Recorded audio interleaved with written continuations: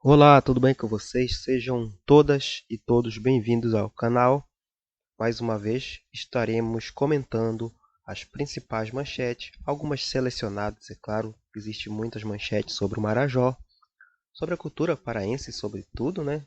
E alguns relacionados a questões sociopolíticas relacionadas ao Brasil, não especificamente sobre o Pará, mas que a gente acha relevante. Hoje nós vamos comentar a notícia, né, a manchete da prisão de um suspeito de ter sido um dos mandantes, pelo menos, do caso Dom e Bruno, que segue complexo com questões bastante dedicadas.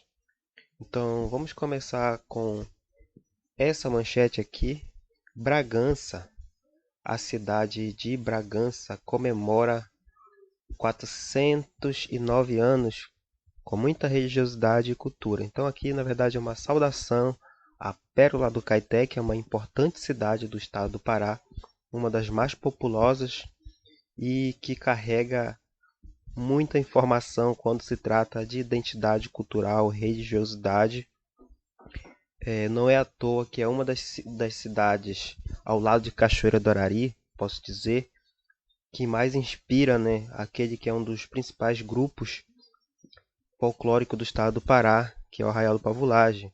Muitos de seus mentores, como Júnior Soares e seu irmão, vieram de Bragança, né? Então, muito dos elementos que são incorporados nos festivais, nos shows, vem da cidade de Bragança, das letras, da poesia e tudo mais. Mas Bragança é muito para além disso, né? A questão arquitetônica, todos os elementos de São Benedito, da colonização, que acabam refletindo na arquitetura religiosa do município, né?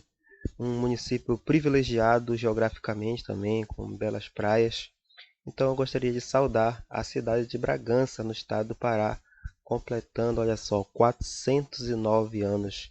A Pérola do Caeté, esse importante rio da região. Aqui temos a foto de Tarso Sarraf, aqui pegando como exemplo o jornal Liberal. Passando para mais um assunto agora, falando especificamente do Marajó, e descendo aqui para a gente compreender a manchete, temos professora supera questionamento e leva título de futsal a Curralinho. Mais uma vez, Curradinho na manchete por uma questão positiva falando de esporte.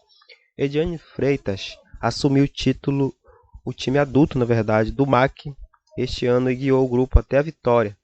E aqui falando de esporte também, mas também falando de espaço das mulheres, né? E mais uma vez, Curradinho, que tem sido uma referência na luta por direitos, né? Pela defesa da dignidade das mulheres, depois da trágica morte de Leila Arruda, muitas mulheres se manifestaram, já vinham se manifestando, mas ainda acabaram ganhando mais espaço na mídia, inclusive, né? E é muito importante isso como parte de reconhecimento. E no caso aqui da professora, né, que é professora de língua portuguesa, a Ediane Freitas, de 47 anos, também ganhando espaço no esporte, né? Assim como tenho certeza que já deve ser uma pessoa respeitada na educação. Então, parabéns à professora, parabéns como treinadora, né? As mulheres de Curradinho, um espaço que a gente precisava dar ao Marajó dessa maneira. A gente pouco fala de esporte, mas aqui a gente está falando de cidadania, de questão de espaço mesmo, de reconhecimento.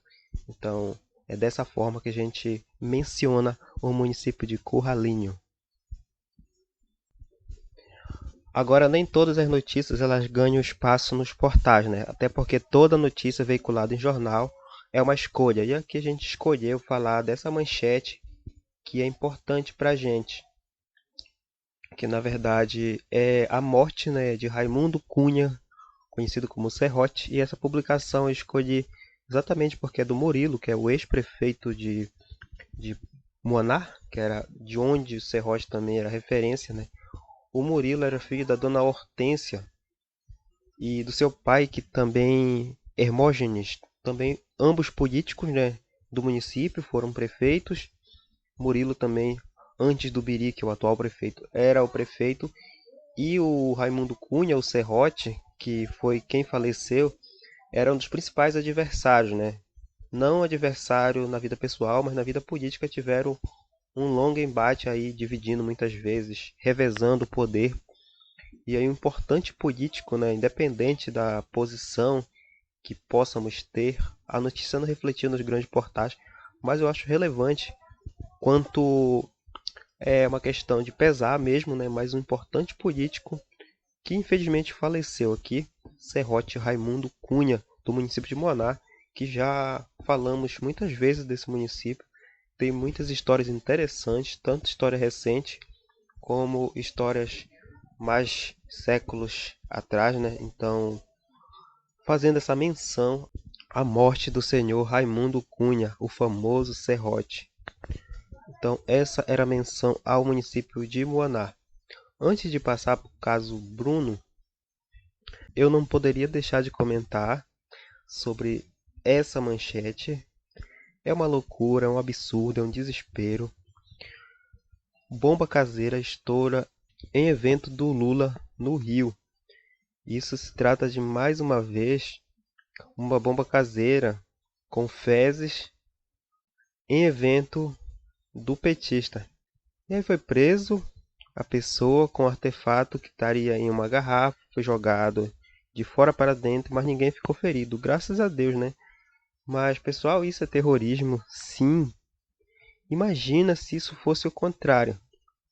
E, na minha opinião, a esquerda está tratando isso como se fosse, mas é só um caso, só um louco.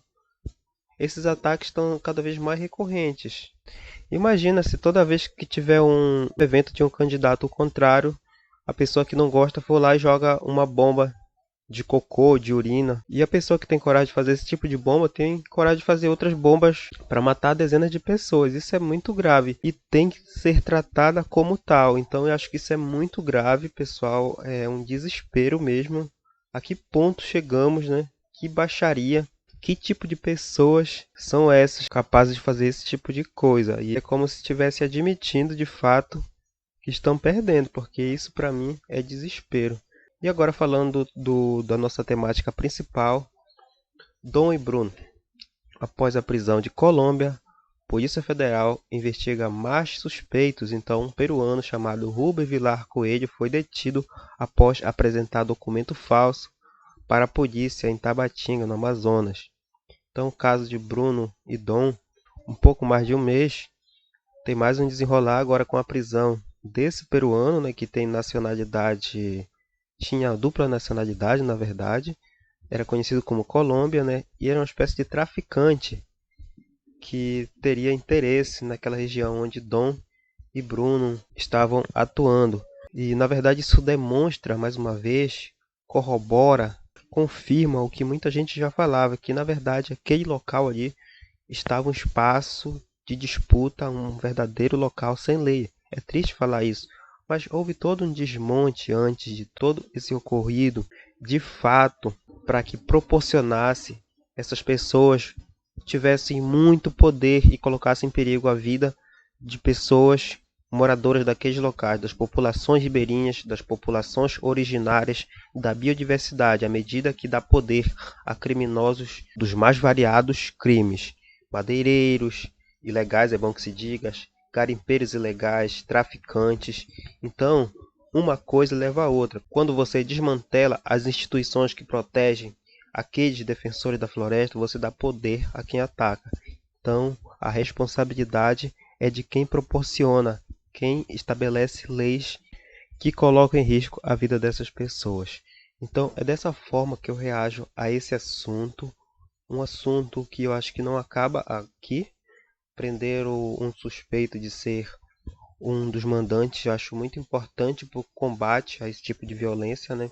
Mas seguimos acompanhando essa temática e é tenso, né? Porque muitas pessoas continuam sendo ameaçadas sem proteção porque foi desmontado e caíram Dom e Bruno, mas muitos vão continuar defendendo, independente da segurança ou não. Então, gostaria de reagir dessa maneira, né? Importante esse caso e seguiremos acompanhando. Voltamos na semana que vem com as principais manchetes relacionadas à nossa temática amazônica. Muito obrigado por assistir o vídeo e até o próximo. Tchau, tchau. Marajoando Cultural. Para continuar fazendo conteúdo e, quem sabe, expandir o projeto, o Marajoando depende de contribuições. A chave Pix do projeto é esse aí na tela, historialuiz27@gmail.com. Você pode ajudar, mas é claro, se você puder. Muito obrigado por assistir esse vídeo até o final.